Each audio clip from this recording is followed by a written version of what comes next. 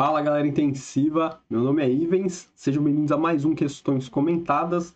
Hoje o nosso Questões Comentadas de número 188, então já começa deixando aquele joinha, aquele like no vídeo, clica na setinha aqui embaixo, compartilha esse vídeo lá no seu grupo, com a sua turma, não esquece aí de deixar seu comentário, se você ficou com alguma dúvida, quer sugerir alguma prova, alguma questão, quer acrescentar alguma coisa, corrigir alguma coisa, fica à vontade e se inscreve aí no canal, beleza?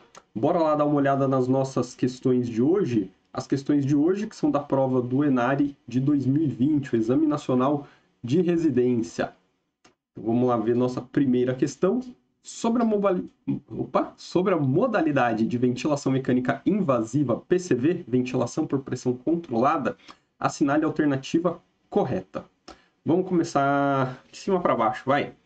Quando não for ajustado um trigger ou a sensibilidade, o disparo acontece a fluxo. Então, assim, se você ajusta um trigger, o que você está ajustando? Né? A sensibilidade ou o trigger, que ela pode ser a pressão ou a fluxo, né? Principalmente. Então, ele está falando assim, se não for ajustado o trigger ou a sensibilidade, o disparo acontece a fluxo? Não, porque justamente o trigger e a sensibilidade são a fluxo, né, ou a pressão. Então, se não for ajustado um trigger, a gente vai ter um disparo a tempo, que é pela frequência respiratória. B. O tempo inspiratório é um dos ajustes fixados nessa modalidade e deve estar entre 0,3 e 1 segundo. Então, assim, o tempo inspiratório é um dos ajustes fixados no PCV? Sim, você escolhe lá o tempo inspiratório e esse é o tempo que vai durar a sua inspiração. Mas ele deve estar entre 0,3 e 1? Não, né? Então, assim, vai depender do nosso paciente, vai depender da idade, da doença, qual cometimento pulmonar que ele tem, vai depender de uma série de coisas, o tempo inspiratório. Não dá para prever o tempo inspiratório. C. A pressão controlada ou pressão inspiratória deve ser ajustada para gerar um volume corrente-alvo aproximado para o paciente. Então, aqui está certo, né? Então, por que ele está falando aqui, ó? A pressão controlada, né, o delta de pressão ou a pressão inspiratória, a pressão máxima que vai atingir ali na ventilação, deve ser ajustada para um volume corrente-alvo aproximado. Exato, então eu tenho um volume corrente-alvo, lá, que o meu volume corrente predito lá para 6 para 8 ml, por exemplo, e a pressão suficiente para gerar esse volume é que deve ser ajustada. Então, letra C está correta, né? Vamos ver a D e a E. D. Deve ser fixado um fluxo inspiratório nessa modalidade que deve estar entre 20 e 30 litros por minuto. Então, em pressão controlada, o fluxo é livre. A gente não determina, a gente não fixa um determinado fluxo inspiratório. E ele deve estar entre 20 e 30. Mesmo que a gente fixasse, não tem como prever de novo, né, que vai estar entre 20 e 30. O fluxo, ele vai pré-determinar um certo tempo inspiratório e o tempo inspiratório vai depender de uma série de fatores, né? Então, a D também está errada. E a PCV deve ser priorizada em pacientes com patologias obstrutivas e evitada em distúrbios respiratórios restritivos. Também não, a gente não tem nada que mostre, né, absolutamente, assim como uma boa evidência que PCV é priorizar em obstrutivo e evitar em restritivos, né? Então também está errado. Então ficamos com a letra C, vamos checar aqui o nosso gabarito. E aí, letra C, pressão controlada ou pressão inspiratória deve ser ajustada para gerar um volume corrente-alvo aproximado para o paciente. Show de bola. Pode colocar aí mais um certo, mais um pontinho aí trazendo você perto da sua residência, da sua vaga. Segunda questão de hoje, sobre a avaliação do nível de consciência do paciente, assinale a alternativa correta. Então, vamos lá ver as nossas alternativas. Letra A. A escala de coma de Glasgow é uma das escalas utilizadas e avalia abertura ocular, resposta verbal e reflexos motores involuntários. Então, a escala de coma de Glasgow é uma das escalas utilizadas, ela avalia abertura ocular, ela avalia resposta verbal e ela avalia reflexos motores não só involuntários, né? Então, aqui está errado, que não são só reflexos motores involuntários, são reflexos motores, são a atividade motora do paciente, né? B.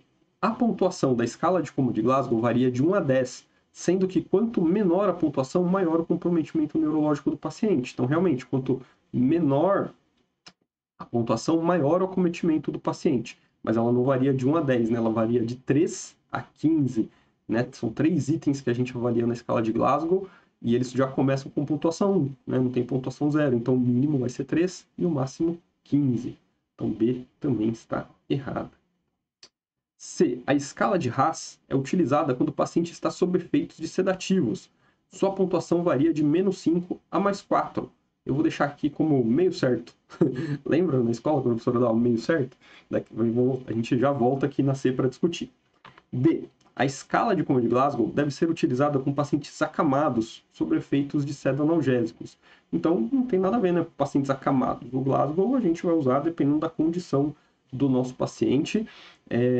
Lembrando que o Glasgow foi criado para pacientes com TCE, né? Traumatismo crânioencefálico, por isso que a escala de Coma de Glasgow, mas a gente usa há tanto tempo na UTI, a gente já adaptou ela para o uso na UTI, que eu não sei nem se a gente pode falar de escala de Coma de Glasgow quando a gente fala de UTI. Talvez o mais correto é a escala de Glasgow, só quando a gente fala em UTI, né? E nem todo paciente na UTI vai estar acamado, nem todo paciente vai estar com efeito pseudoanalgésico. Inclusive, avaliar paciente sedado com a escala de Glasgow é ruim, porque ela tem efeito neurológico no paciente, né? De rebaixamento. Então, isso atrapalha. Né? Então, assim, pacientes com pseudoanalgesia, avaliar com Glasgow é ruim. Depois a gente vai voltar para a RAS ainda para falar disso. E pontuação da abertura ocular que consta na escala de Coma de Glasgow varia de 2 a 5. Não, né? Varia de 1 a 4. Certo? Então também está errado aqui sobre a abertura ocular. E vamos voltar lá na C que a gente deu meio certo, né? Então ela está falando assim, ó, escala de RAS utilizada quando o paciente está sob efeitos de sedativos.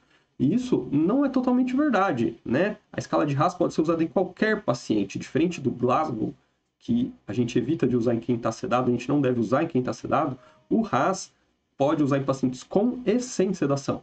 Richmond Agitation Sedation Scale, escala de sedação e agitação, tá? Então ela pode ser usada em qualquer paciente dentro da UTI. Inclusive tem UTIs hoje que não usam o Glasgow, ele usa só o RAS, porque tanto faz se está sedado ou não. O RAS vai te mostrar como que aquele paciente está, certo? Então ficamos aqui com a letra C, meio certo, mais a C. E aí, no nosso gabarito, letra C, certo? Então bota mais um certinho aí, bota também aí um joinha, clica nesse botão do like aí, não esquece de fazer isso antes de ir para o nosso próximo vídeo.